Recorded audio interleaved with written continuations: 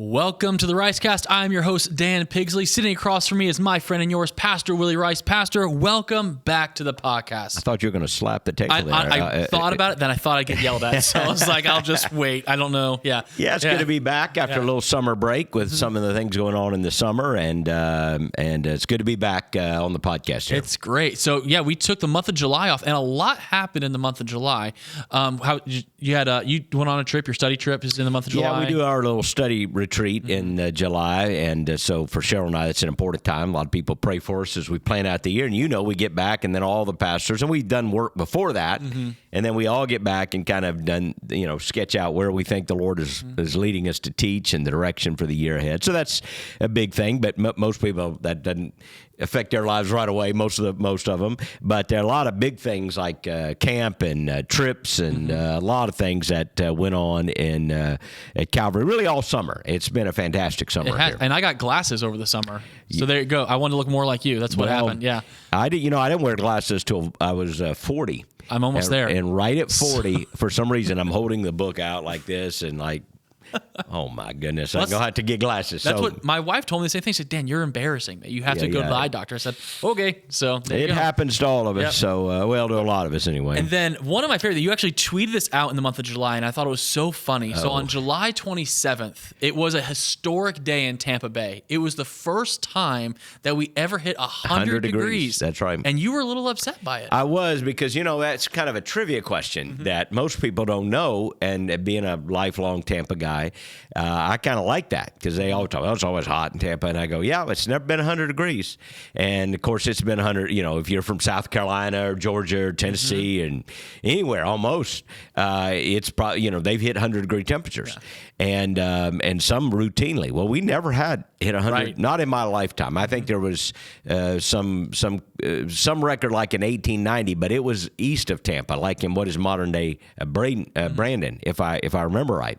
So I don't think there had been an official 100-degree record in Tampa until late July. We hit it, and there it is. It still feels like it. It is crazy out there right now. It's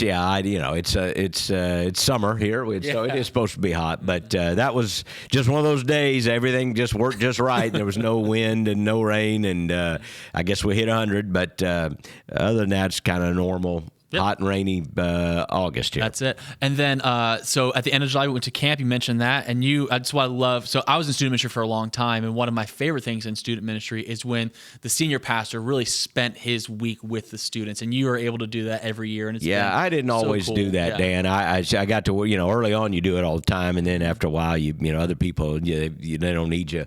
And a couple years ago, I started getting convicted. I thought, I need to be there. And I'd show up for a day.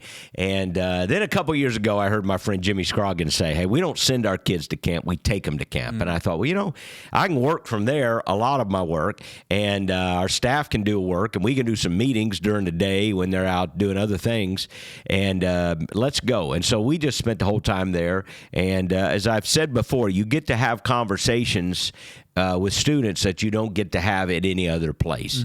And just hanging out, and also your volunteers, the leaders, adult workers, it's kind of like a church-wide almost revival when you bring all these leaders. And it was a great camp. God bless. We saw some kids get saved, a lot who made serious commitments, some to ministry. I preached the last night, and it was a really, really good night. I appreciate all of our student guys. Tom Cooney is kind of the quarterback of that team here at Clearwater, but all the guys, I'd start calling them Zach Mueller at East Lake, but then Seminole, all the guys who are doing student ministry, a lot of volunteers, a lot of adult workers, and we just appreciate all that they did there. It was an incredible week, and I love student camp. I bring the whole family. My kids are running around. Your kids. You actually played wiffle ball with my kids for a little while. Your kids are so cute, and they that's part of their summer, isn't it? It is. They look forward to it all the time. They talk about VBS and summer camp. As soon as June hits, they're ready. Let's go. So we get back from camp as a staff, and then we really just hit the ground running, and we had our all-in day. And maybe if you're listening right now, you may not know what that is, but it's something that Pastor kind of started years ago, where he brings the entire church and school staff. So those 250, 300. I don't. You probably know. I don't know how many employees our calendar just kind of revolves around the school year. Yeah. Because that just that dictates the flow of families and so many other things in culture. And so August really is kind of the beginning of a new church year. We do a lot of things in the summer, and so many other things we didn't even touch on. Student leadership groups, mission trips, lots of great things.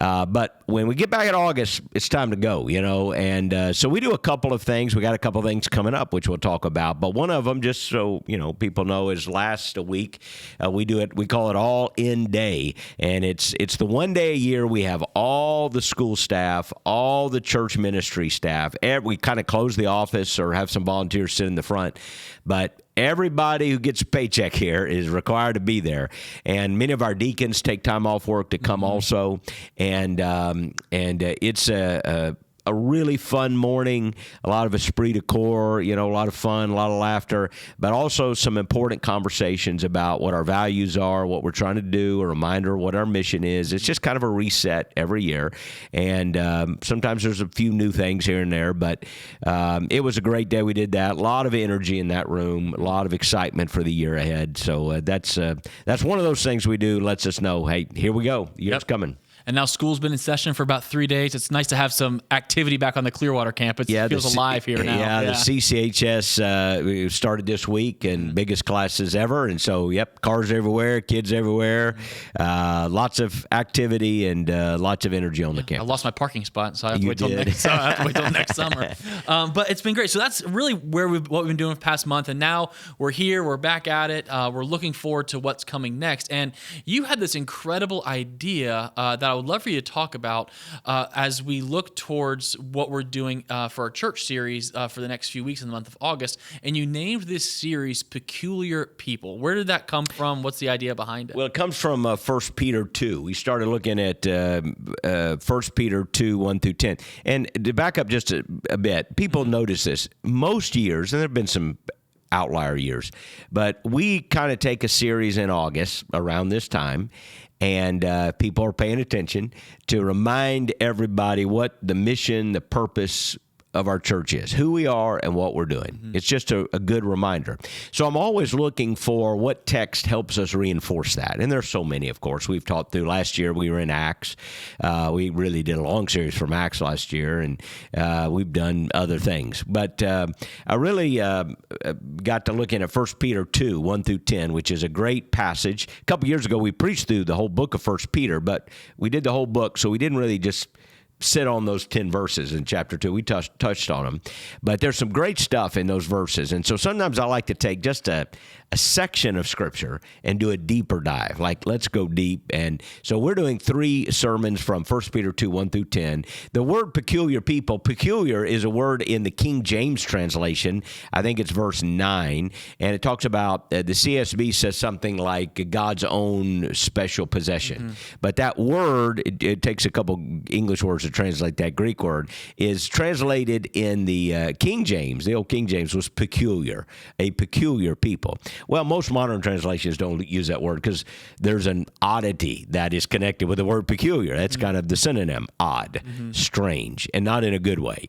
At least that's the way the word is used. Now, it was a good way in the Bible, but that word peculiar, as I said Sunday here, nobody wants their friends to be saying behind their back, he's a little peculiar. But that word means set apart. It means distinct. It means different. It means that, in a way, we belong to God as opposed to anyone else. We are His own unique treasure. It's almost like if you had something that you owned and it was special to you, and that makes it your special treasure. It's that kind of concept. But the more we thought about it, we thought, well, peculiar, maybe that is a good word to use because maybe what we need to really understand is that if we are set apart by God, for God, we're supposed to be different. We are going to be thought of it. We have some peculiar beliefs. We have some peculiar behaviors, at least as the popular culture looks at us. And it's almost like you need to own that. Like that's where the church is today. We need to own that we're not trying to be like everyone and everything else. I think we went through a season where a lot of churches kind of thought, well, what we got to do is kind of blend in. And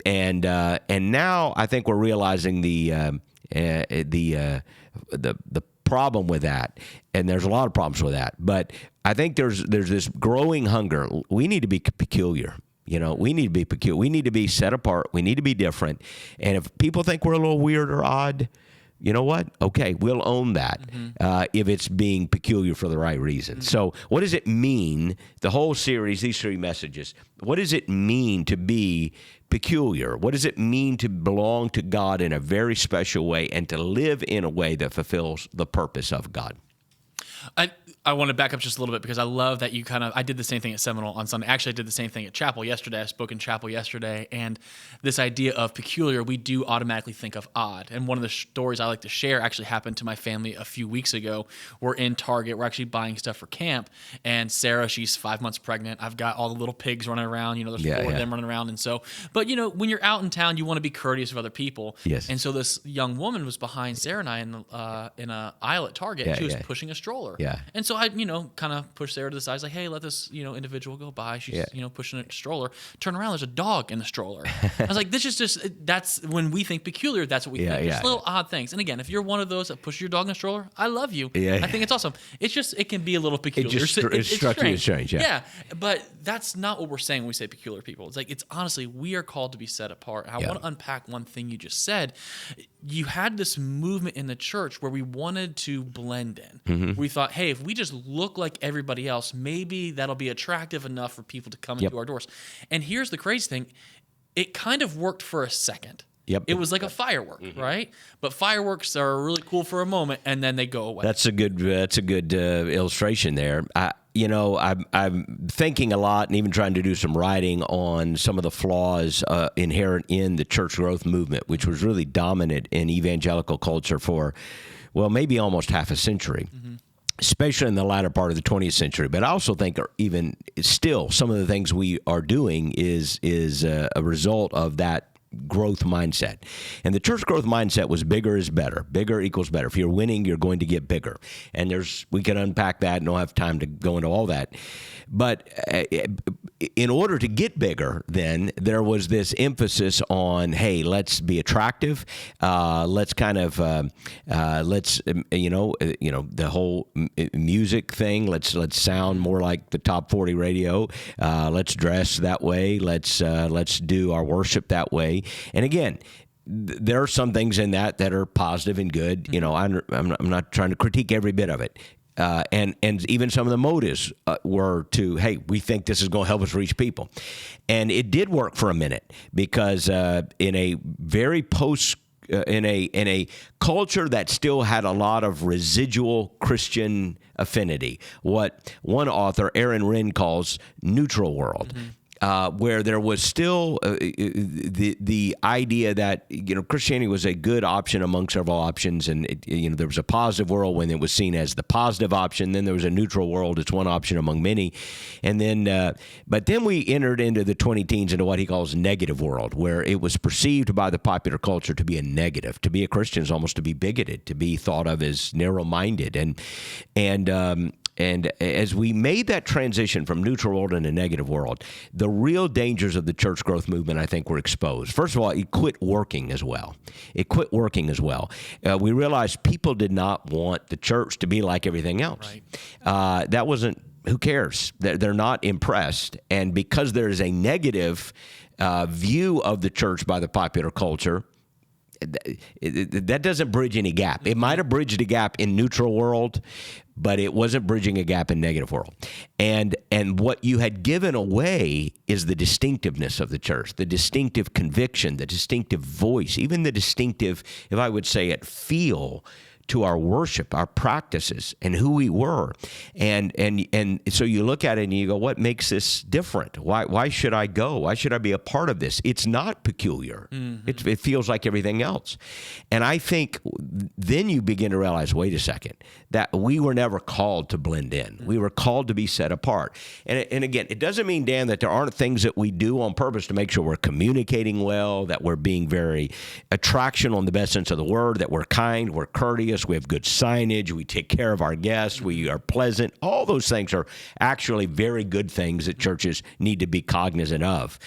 But the most important thing by far is that we are convictional and we are clear, and we have a message that is the gospel, that is countercultural, and that we own it. We embrace it, and that doesn't mean with haughtiness or arrogance, or that's not a godly attitude. But we own the fact that we don't really fit in to the popular culture. We owned that, and so you're right. For so many years, the church heard a message, and then, there's so many facets to this, and one facet is even how we engage the culture politically and socially. We were taught, if you wanted to be missionally effective, evangelistically effective, you kind of have to tone things down. Don't offend anybody, And now I think people are hungry for, hey, we really want somebody that's bold, that's clear, that's convictional, that says, hey, we're set apart. We're not trying to fit in. We're not trying to sit at the cool kids' table. We're trying to be with Jesus. And again, we don't want to be arrogant about that, haughty about it, because who are we? Our theology is that we're so broken, God had to send his son to die on a cross for us. So we absolutely couldn't have done it ourselves. So who are we to become prideful or arrogant? No, God saved us. But having been saved, we don't want to blend in. We want to be set apart. And that's kind of I think, really the heart of 1 Peter 2, 1 through 10. It's the heart of this series. I think it's so good. And so I think as we prepare for this series, as we continue teaching this series, I've been asking myself, I think of, Frank on the third row. Just why does Frank need to hear about being a peculiar person? What would you say? Well, because if he's going to follow Jesus, he's got to own it. And number one, if he's going to follow Jesus, he's got to follow Jesus. Jesus is not going to go the way of the popular crowd. He's going to be countercultural. He always is. He said the way that leads to destruction is broad. The way that leads to life is narrow, steep. Few find it. So, first of all, I would say to Frank, you've got to follow Jesus. That's why you got to be, it's okay to be peculiar, because I'm following him. I'm trusting Jesus. That's what it means to be a Christian. Secondly, when you follow Jesus, you're part of a community. So being part of a peculiar people, being part of a community, belonging to a group of people that are following Jesus together is not an option for somebody who's following Jesus. It's a part of our life. We're to be in community. That's what the church is. It's a community of people who are following Jesus together. So to that member on the third row, that's why we need to be a peculiar person. So we can be faithful, we can grow spiritually, and we can be part of a community of faith and live out the purpose that God has for us. Well, I think and Frank's not a real person at Seminole. I'm just going to tell you that. There are Franks, but I'm not. That Frank sits on the back row. So, but no, and so I keep thinking of this, of these members that these people in our church that just need to hear this. And you said a word in there. I think it's very important. It's the word community. We live in a time. It's happened throughout generations. If you study different generations, things pop up. You had people wanted to belong to communities. In my generation, you had Beanie Babies. Everyone wanted to be part of the Beanie Baby. You had Pokemon cards. Nowadays, you have things like social media is great, but then I even think to our favorite season coming up, football season. And you have these men who just belong to these fantasy football communities because that's where they get their sense of belonging. Even the tribalism goes with our favorite team, of which I have one. But there's a sense there of, I know the rituals, I know the history, and you're part of a community there. Yeah, but that's what people are looking for. They're looking for community. And so when we call out, say, we are to be a peculiar people, it's like we're not doing this by ourselves. You are part of a peculiar foundation. A peculiar group, a peculiar community. Years ago when we first kind of wanted to articulate the Great Commission as a mission statement, and that was all in vogue, but it really helped us at that time. And we said, okay, what does it look like to live out the Great Commission in our particular context, Pinellas County, our home? And, we came up with that phrase, building relationships to bring people to dynamic life in Christ. But what we were trying to say is that if we're going to go and make disciples, it begins with a handshake. It begins with building a relationship next door. You have to build the relationship. That's what it means to go. Go and have conversations. Go and build relationships. And the reason we said that is because we stepped back up from that and said, what does lostness look like in our county, in our area? And the word that kept jumping up, this is 20 years ago, was disconnected. Disconnected. We felt like, and I grew up here. This is my home. I was born in Tampa, raised in Pinellas County, so I'm a Florida kid. This is my home. Don't talk bad about it. So, but what you know about our area is almost everybody's from somewhere else. People have moved here. There's some of us that grew up here, and you see us around, but a lot of people, they're all from somewhere, and then it's not like a small town where everybody grew up and went to the same high school their dad went to, and you have some of that, but no, we're in an area in which people can live next door to neighbors and never get to know them. The garage goes up, they grow in, it goes down, and never the two shall meet unless there's almost by accident. And what we said is, if we're going to be Great Commission people, we're going to have to do better than that. This isn't about going home and locking the door. We got to build relationships. We got to get to know our neighbors, our friends. We got to be intentional about that. And that just goes to what you said. People are longing for community. They're longing for a place that, hey, I got a family, there's love here, and not just that, but there's purpose and meaning here. At its core, when you look at the church and you look at what it is supposed to be at its best, and I know we come short in many, many ways, but when you look at the idea of the church, it's the best thing going. There's not a close second. There's nothing like the church that anybody from whatever status of life can come and find belonging and community and discover the meaning and the purpose of life. There's nothing like the local church. And so, that's why it's important to talk about these things. That's good. Well, it's with this series, the Peculiar People series, we as Calvary as a church, we're doing something that you've told us we actually haven't done in probably over a decade. Yeah. And it's a very interesting idea, and I love the concept, especially for our families and at our other campuses, which is really cool. If you would talk through that a little bit. Yeah, I don't know when last time we did it. I keep saying that. My age, everything's about 10 years ago or something. Yeah. And then you find it's 15 years ago or something. But I think it was about 10 years ago, really, that we did it. And but we have a membership process, which I think is smart. By the way, it used to be you just walked down the aisle and said something, and people joined. There's really no vetting, and we years ago started. We've done it 20 years. You have a membership class. There's a process. Why? Because we want people to know certain things. We want to make sure they know the Lord, first of all. We want to make sure they understand basics, baseline theology, and this is what we do at Calvary, and these are some things we don't do, and just some basic information. And so the last couple of years, we've done what we call membership intensive. It's usually Saturday morning, and we'll do it about every other month. And we'll say, hey, the membership intensive is meeting. And it's always a great crowd, and we've been doing it where all the campuses gather at Clearwater. We're exploring that. Maybe we need to do some throughout the year at each campus so, people don't have to drive. But there was something fun about having a big room, being part of something big. So we've been doing it that. We're going to keep doing that. We've got a membership intensive scheduled in October, I think. But I said, hey, in August, why don't we do this? We did it about 10 years ago, something like that. We actually took all, the heart of that membership class, the things we really wanted to teach, and we downloaded it into a message that it fit. Whatever text we were doing then, and we just thought, hey, this fits. Well, as I looked at 1 Peter 2, I thought, hey, everything we need to say about being part of a member really is emphasized in those 10 verses. And why don't we just take 3 weeks, make sure we get all the important content about what it means to be a member, and then say to people, you got to come all 3 weeks.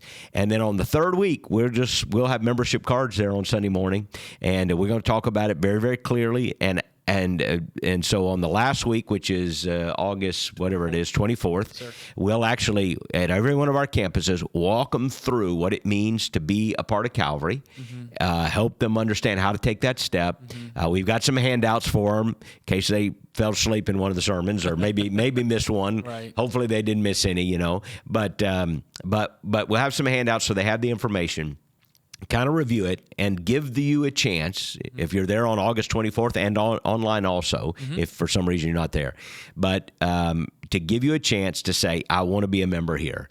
And I know when we did this, 10 years ago, it was a big response. We realized, hey, there's a lot of people out there that needed needed to make this response. So I think it'll be a big month, and if you're attending Calvary and haven't made a commitment to membership, this might be the time to do so. A lot of people will make a decision hopefully to trust Christ. Maybe some who haven't done that yet, and that's the first step you got to make, obviously, right. And also a commitment to be baptized, but by believers' baptism, and then make a commitment to membership. And hopefully it's a meaningful, informed, intelligent commitment, and the Lord will add to the church those He desires to add to the church. I love that. Well, and one thing, Pastor, I would love for you just to dive in a little bit deeper on.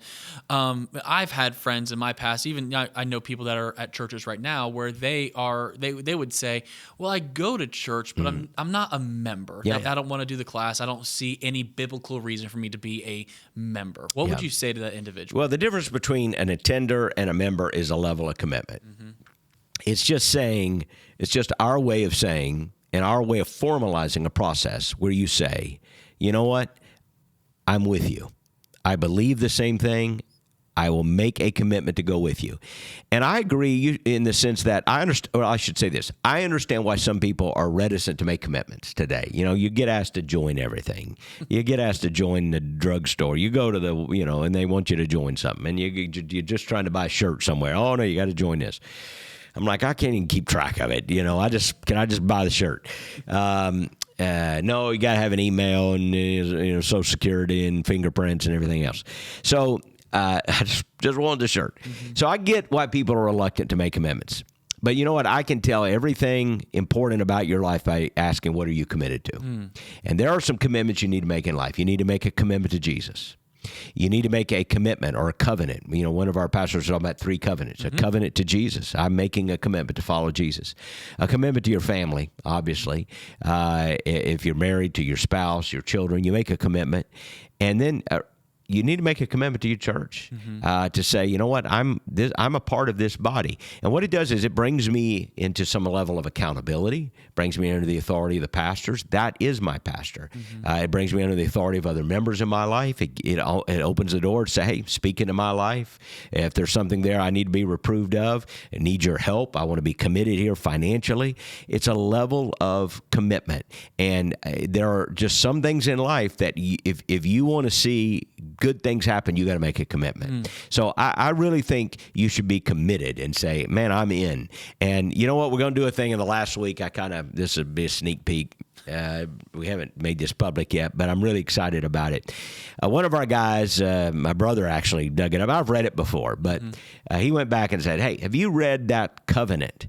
I said, what covenant? He said, the one that was used when they formed our church in 1866. As you know, Calvary is the oldest church in Pinellas County, and you were saved in Indian Rocks, right? I was, which was a church that was planted by Calvary, and so it's just neat to see. And I was baptized in Indian Rocks also, both of us were, but that church was planted by Calvary, and in the 1950s. But Calvary goes back to 1866.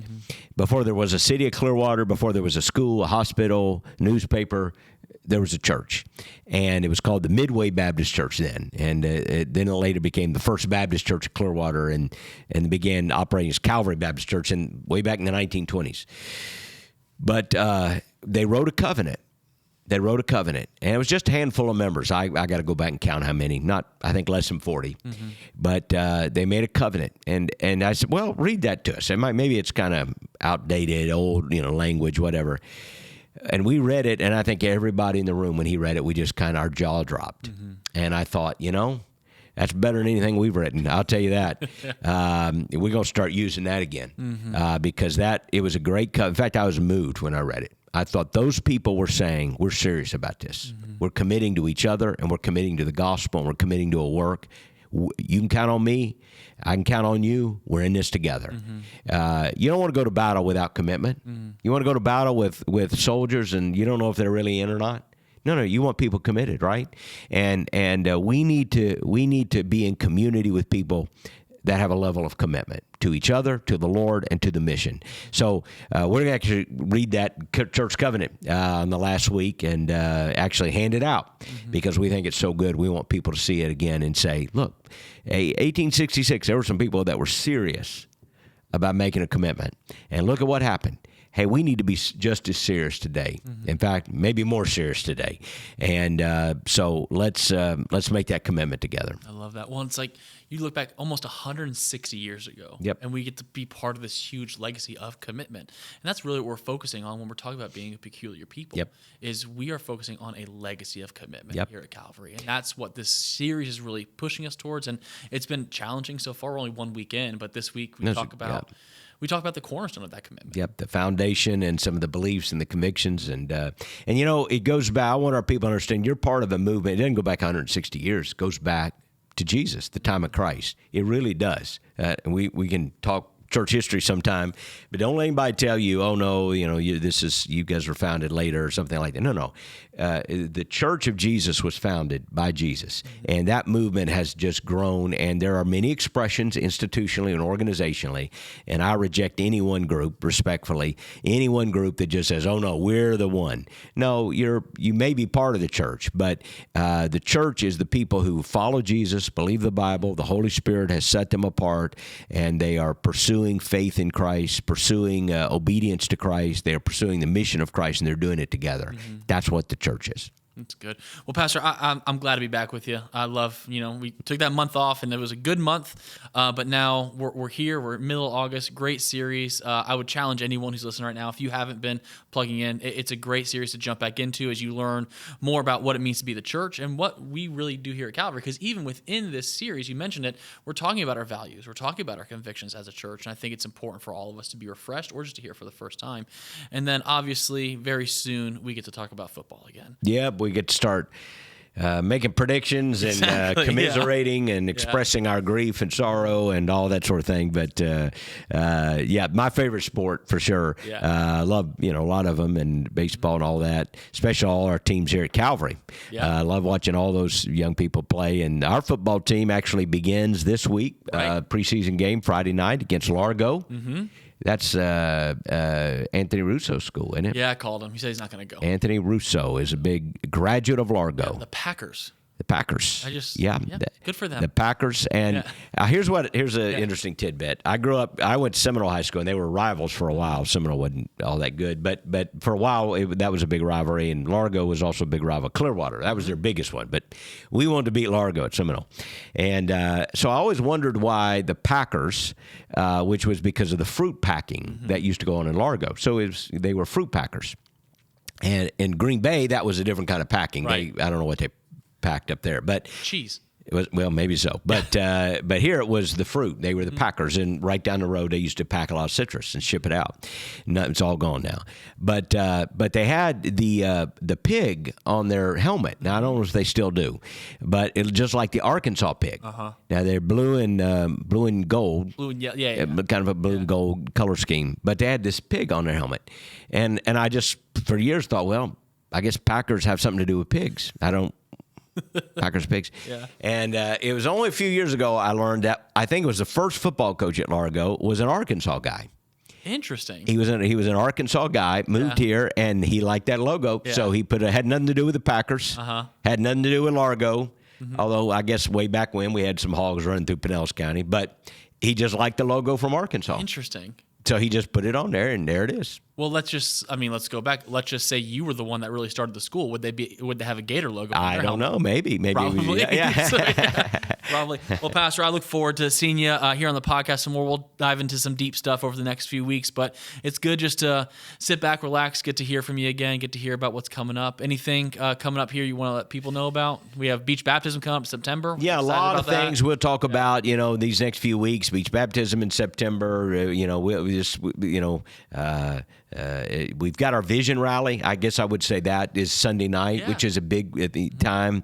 It's kind of like what we do for All In Day for the staff. We kind of now you push it out. Vision rally is for the entire church. It's for our leadership culture, but we really want everybody to come. I like to say, if you're a leader, if you ever thought about being a leader, if you ever met a leader, if you can spell the word leader, whatever, we want you there because we're talking about what we do as a church. And I share some things about coming up the next year, and I do have a few things to share that I think will be very interesting to the people. so it's great. We worship, we pray together, tell some stories about what God has done. It is a very fun and encouraging evening. Sunday night. And tonight there are prayer meetings across all of our campus. I don't know if anybody's going to hear this on Wednesday, but Wednesday night we have prayer meetings all across our campus. And then on Sunday night, which will be the 17th, Vision Rally at Clearwater. Hope everybody comes. Love to have you there. I get to see people from the other campuses. You know, I don't get to see them always, but it'll be a fun night. So I guess that's the one I would say right now. Hey, let's come together for the Vision Rally, and let's hit this year running. I can't wait. All right, Pastor, appreciate your time. We'll see you next week here on the Ricecast. You all know to be praying for it often, and we love you, and we will see you next week right here on the Ricecast. Bye.